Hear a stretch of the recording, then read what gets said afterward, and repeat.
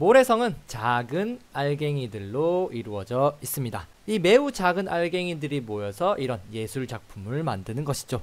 사실 이 세상 모든 물질도 이런 모래 알갱이들 같이 알갱이로 이루어져 있답니다. 자, 이 그림을 확대해 보면 이 그림은 사실 점을 콕콕콕콕 찍은 그림이라는 것을 알 수 있습니다. 이 그림처럼 실제로 세상도 이런 점을 콕콕콕 찍어 만들어진 점들이 모여서 만들어진 세상이라고 할 수 있습니다. 우리는 이렇게 세상을 구성하는 이런 알갱이들을 줄여서 원자라고 합니다. 오늘은 이 원자에 대해서 배워보도록 하겠습니다. 자, 원자는 물질을 이루는 작은 알갱이를 뜻합니다.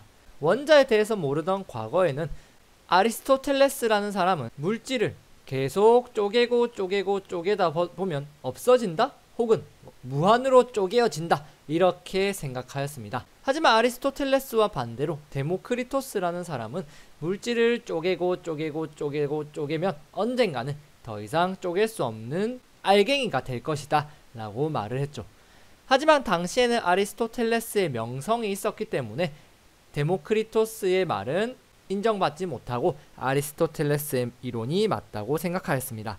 자, 그러나 시간이 흘러 1803년에 돌턴이라는 과학자는 모든 물질은 쪼개지지 않는 알갱이인 원자로 이루어져 있다라고 주장하며 원자가 처음으로 등장하게 됩니다. 원자를 실제로 눈으로 보진 못했지만 실험적으로 알아낸 것이죠. 이것은 금입니다. 요즘은 이 금을 볼 수 있는 성능이 좋은 현미경을 활용하여서 금을 확대시켜 이렇게 금을 이루고 있는 알갱이인 금원자를 볼 수가 있게 되었습니다. 즉, 돌턴의 말이 맞았던 것이죠.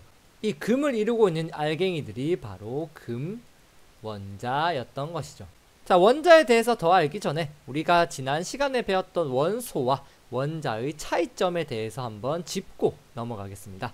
원소랑 원자는 사실 그 의미는 거의 같습니다. 즉, 세상을 이루는 성분, 세상을 이루는 알갱이, 거의 의미는 같은데 굳이 차이를 두자면 원소는 그 알갱이의 종류를 의미한다면 원자는 알갱이의 개수를 의미한다 정도입니다. 자, 무슨 소리인지 모르겠으니 예를 들어 보겠습니다. 자, 여기 이런 물질들이 있습니다. 수소와 산소와 질소들이 있죠. 자, 알갱이의 종류는 몇 가지 있습니까? 그렇죠. 수소 하나, 산소 하나, 질소 하나, 이렇게 총 3가지가 있습니다. 즉, 알갱이의 종류가 뭐라 했습니까? 바로 원소라고 했죠. 그래서 알갱이의 종류가 3가지라는 말은 원소가 3가지다, 이런 뜻입니다. 자, 알갱이의 개수는 몇 개가 있습니까? 하나, 둘, 셋, 넷, 다섯, 여섯, 일곱, 여덟, 아홉, 열, 열하나, 12. 총 12개가 있죠. 자, 알갱이의 개수는 무엇이라고 했습니까? 원자라고 했습니다. 그래서 원자는 12개 있는 것입니다. 굳이 또 비교하자면 여기서 질소 원자는 몇 개입니까? 라고 물어보면 하나, 둘, 셋, 넷, 다섯, 여섯, 6개 있다 정도라고 표현할 수 있겠네요. 자, 다시 원자로 돌아와서 돌턴은 원자는 더 이상 쪼갤 수 없다고 말했지만 과학이 발달하면서 원자도 더 작은 입자로 나뉠 수 있다는 걸 알게 되었습니다. 원자는 어떻게 생겼냐 하면 이런 식으로 생겼다고 생각했습니다. 마치 태양 주위를 돌고 있는 행성들 같은 모양이라고 생각을 했죠. 이 원자에서 이 가운데에 있는 것을 바로 원자핵이라고 불렀습니다. 원자의 가운데 있다는 뜻으로 원자핵이라고 불렀죠. 이 원자핵 주변을 돌고 있는 입자들을 전자라고 불렀습니다. 자, 그래서 원자의 구조는 가운데 있는 원자핵과 그 주변을 도는 전자로 이루어져 있습니다. 자, 원자핵 같은 경우는요, 원자 질량의 99%를 차지할 정도로 굉장히 무겁습니다. 반면에 전자는 거의 질량이 없다 할 정도로 가볍죠. 자, 그리고 원자핵은 플러스 전기를 띠기 때문에 플러스 전하를 가진다라고 표현을 합니다. 반면에 전자는 마이너스 전기를 띠기 때문에 마이너스 전하를 가진다 표현을 하죠. 자, 전기는 여러분들 크게 플러스 전기와 마이너스 전기로 나눌 수 있다는 거 아시죠? 그래서 이 플러스 전기를 가진 게 원자핵, 마이너스 전기를 가진 것이 전자인 것이죠. 자, 이런 원자에서 이 플러스 전하와 마이너스 전하의 양이 같으면 그 원자는 중성상태이다 라고 표현을 합니다. 자, 중성상태라는 뜻은 무슨 소리냐?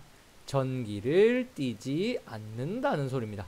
플러스 전기의 양과 마이너스 전기의 양이 같으니까 둘이가 서로 상쇄가 되면서 전기를 띠지 않는 것이죠. 자, 그림에 주어져 있는 원자만 보십시오. 가운데 플러스 전기가 몇이라고 표시되어 있습니까? 그렇죠. 플러스 전기가 3이라고 표시되어 있습니다. 자, 그럼 마이너스 전기를 띠는 전자는 어떻습니까? 전자가 한 개당 마이너스 1의 전기를 띠기 때문에 하나, 둘, 총 3개가 있기 때문에 마이너스 전기의 양도 마이너스 3이 되죠. 결국 플러스 전기의 양도 플러스 3, 마이너스 전기의 양도 마이너스 3, 둘의 양이 같죠. 둘이 더해서 0이 되잖아요. 그렇기 때문에 이 원자는 중성 상태입니다. 사실 대부분 원자는 플러스 전하와 마이너스 전하의 양이 같은 중성 상태로 있습니다. 몇 가지 원자의 모습을 더 보겠습니다. 자, 수소라는 원자는 원자에게 플러스 전하량이 플러스 1입니다. 그렇기 때문에 전자도 하나 가지고 있죠. 전자 한 개가 마이너스 1이니까 두 양이 더하면 0, 즉 중성 상태가 되는 것이죠.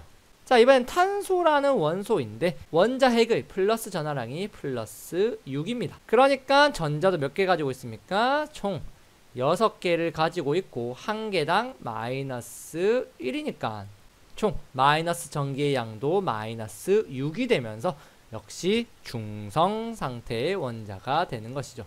자, 한 개만 더 해보겠습니다. 산소 원자는 플러스 8의 전하량을 가지고 있고 주변에 전자가 하나, 둘, 셋, 넷, 다섯, 여섯, 일곱, 8개로 역시 마이너스 8의 전하량을 가지고 있기 때문에 플러스 8, 마이너스 8이 상쇄되면서 중성 상태가 되는 것이죠. 자, 여기서 보면 알 수 있듯이 원자는 수소, 탄소, 산소 이렇게 종류마다 원자에게 있는 전하량, 이 플러스 몇인지 이 전하량과 전자의 개수가 각각 다르다는 것을 알 수 있습니다. 무슨 말입니까? 원자도 원소와 마찬가지로 110여 가지 정도가 존재하는데 이 110여 가지 모두 원자 핵의 전하량과 전자의 개수가 모두 다르다는 얘기가 되는 것입니다.